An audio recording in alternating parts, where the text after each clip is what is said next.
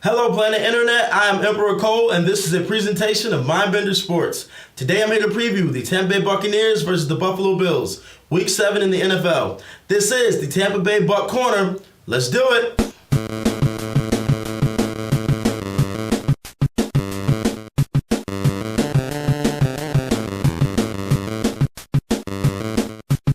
Okay, so the Bucs are coming off a tough loss in Arizona. Unfortunately, we lost the game 33-38.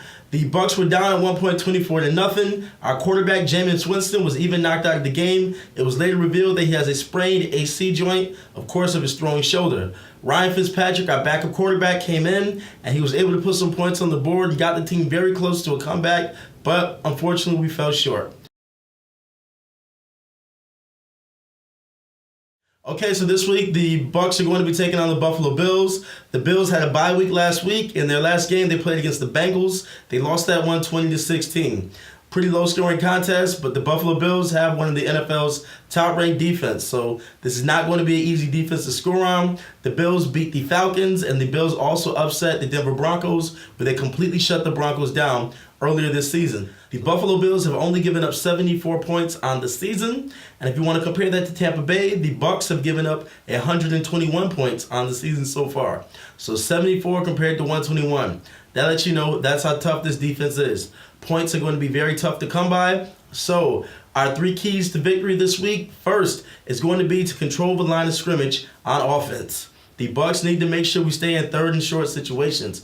Our O-line needs to make sure we're able to fight back their defensive tackles and their defensive ends and pick up any potential blitzes. But if our offensive line is not able to pass block and keep our quarterback upright, it will not matter who's behind center. So our O-line needs to make sure they can pass block. The O-line also needs to make sure we're controlling the line of scrimmage so Doug Martin can get some yards on first and second down.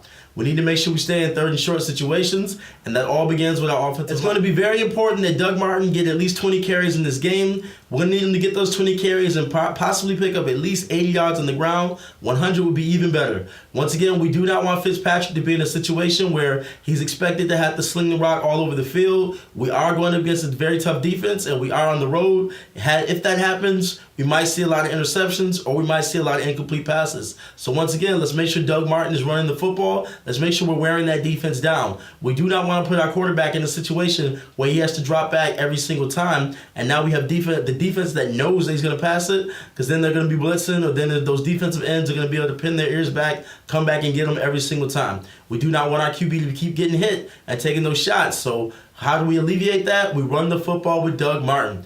And the third key to the Tampa Bay Buccaneers getting the victory on Sunday is going to be keeping the Bills quarterback Tyrod Taylor in the pocket. It's going to be imperative that we make sure he does not break containment and get outside the pocket, because he's very good on the run and he's very good at buying enough time for his receivers to get open downfield. So we want to make sure we keep him contained so that we can definitely get some sacks, get some hits on him to ruffle his feathers. Taylor is also very quick, so if he's able to get outside, he can definitely pick up first downs with his legs pretty easily. So we're definitely going to have to make sure we can contain him and get some pressure on him. The Bucs are currently giving up nearly 302 yards per game passing. That is, I believe, 30th or 31st in the whole entire NFL. Our run defense isn't too much better because we're giving up 101 yards per game on the ground. That's not too good either. Last week, Adrian Peterson had a pretty good game on us, especially considering a lot of people thought he was old and washed up, and he busted out 134 yards on us and 2 touchdowns, and I believe he averaged 5 yards per carry. This week, we're facing LeSean McCoy with the Buffalo Bills. The Buffalo Bills are more of a running team than they are a passing team. They have a mobile quarterback. They have one of the best running backs in the league, LeSean McCoy. He averages about 20 to 25 touches per game, and they always get him involved in the passing game with swing passes and screens and things of that nature. So our defense, since we have Kwon Alexander back this week and we've got Levante David, I'm expecting our defense to be a little bit better. They're particularly going to attack us on the ground and probably try to hit us with the play action pass. So our defense is going to have to be ready. Our guys are going to have to be aware. This week, the Tampa Bay Bucs defensive player spotlight is going to be on Kwon Alexander. It looks as though we will be getting him back to play in this game. This will be Kwon's first game back from his hamstring injury. He hasn't played since, I believe, week 2 versus the Chicago Bears.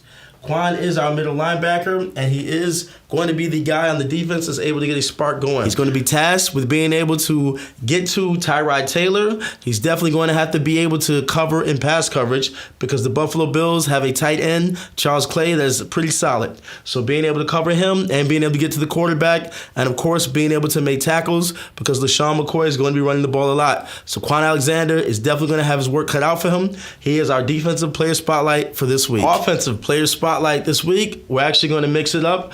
It's going to be on the head coach, Dirk Cutter. Cutter has said in the past that he feels like he did not get the team completely prepared to play football contests, and the team fell behind early on in the game, thus making it much harder to win. So this week versus the Bills, I'm going to need Cutter to make sure his play calling is on point, given the down and distance. Make sure he knows when to push the ball downfield, when to call a play where the ball's going downfield, when to run the football and take some of the pressure off our quarterback. So it's going to be imperative that Dirk Cutter is 100% dialed in. It's going to make sure that he knows when to take risks, when to go for it on fourth down, and when to punt the football. Also, when to let it rip and let our quarterback actually play the game. So we do not want a quarterback who is a game manager. We want to actually play to win, not play to lose. So that all starts with the head coach and the head coaching mindset. Our team looked like we were out-coached a couple times this season. So right now we have to put the onus on him to come up with a better game plan, to do a better job strategizing, and if need be, to make some adjustments to the game plan in the halftime. So Dirk Cutter is our offensive player spotlight this week. So it's time for me to give my prediction on the game this Sunday versus the Buffalo Bills. First, it's going to be very important that the Tampa Bay Bucs do not get off to a slow start. Doesn't matter if Jameis Winston or Fitzpatrick is the quarterback. The Bills have a very tough defense. The Bills have a scoring defense. So if their defense scores on a fumble or interception, and if their offense is able to score 1 or 2 on us in the first half, or even up into the third quarter, that's going to make it that much tougher for us to be able to come back and win. This isn't a team that you're going to be able to put a whole lot of points up on, so it's going to be imperative that we make sure we can score some points from the beginning, whether it be field goals or touchdowns. I think the Bucs are going to be able to pull off the victory. Bucs get the win, 23-20 in Buffalo, New York. Bucs win, 23-20 over the Bills. Okay, so this has been Tampa Bay Bucs Corner for Week 7, the Bucs versus the Buffalo Bills. If you enjoyed this review, please subscribe to this YouTube channel. If you are a football fan, definitely subscribe to this YouTube channel. If you're a Tampa Bay Bucs fan, subscribe to this YouTube channel. Make sure you check us out on Facebook at facebook.com/MindBenderEntertainment. Follow us on Twitter at MindBenderENT. And of course, make sure you check out the website, MindBenderENT.com.